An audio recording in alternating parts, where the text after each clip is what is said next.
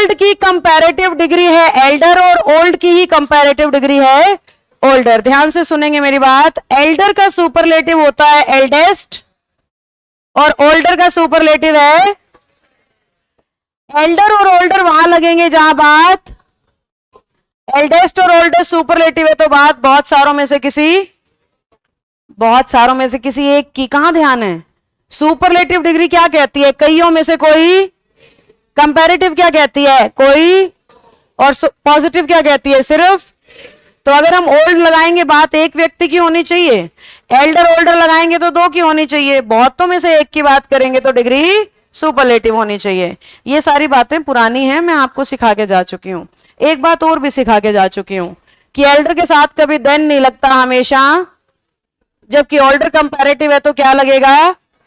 ये भी सिखा दिया कि सुपरलेटिव डिग्री पे क्या लगता है। ये सब पुरानी बातें।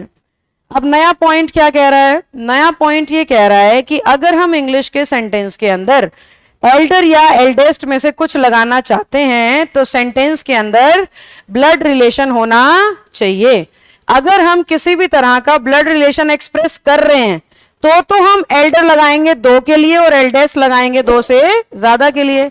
अगर हम ब्लड रिलेशन एक्सप्रेस नहीं कर रहे हैं यानी अदर देन ब्लड रिलेशन। अब ये क्या होता है अदर देन ब्लड रिलेशन, आपकी क्लास में से उम्र में सबसे बड़ा कौन है, आपकी क्लास में से जो सबसे बड़ा है उसको बोलेंगे ओल्डेस्ट। आंसर तो मैं सुनना चाह रही थी, आपकी क्लास में जो सबसे बड़ा है वो ओल्डेस्ट। आंसर दे रहे हो आप, और सुर कैसे मिले हैं आप सबके, ए टू जेड सबके। जैसे तैयार बैठे थे, मैं पूछूंगी और तुमने आंसर देना है।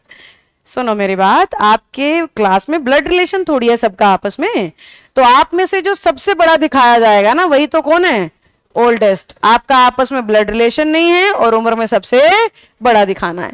जब ब्लड रिलेशन हो, जैसे आपकी फैमिली में आपके भाई बहनों में आप अगर सबसे बड़े हो तो आप क्या हो जाओगे, एल्डेस्ट हो जाओगे। इस तरीके से एग्जामिनर को सेंटेंस में ये मेंशन करना पड़ेगा कि ब्लड रिलेशन है या नहीं है।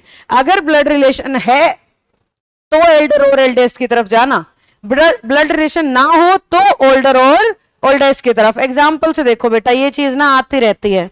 एग्जाम्पल से देखना, अगर मैंने कहा he is dash then my brother, तो आपके हिसाब से क्या होना चाहिए, सब समझ गए मेरे ख्याल से। क्योंकि किसी ही की तुलना कर रही हूं अपने भाई से, कहीं मेंशन नहीं हो रहा उनका आपस में ब्लड रिलेशन है या नहीं। अब ब्लड रिलेशन नहीं है और बात कितनों की है, दो की। उस लॉजिक से आंसर क्या बन गया, ओल्डर। अब इस इक्वेशन को ध्यान से देखते रहना।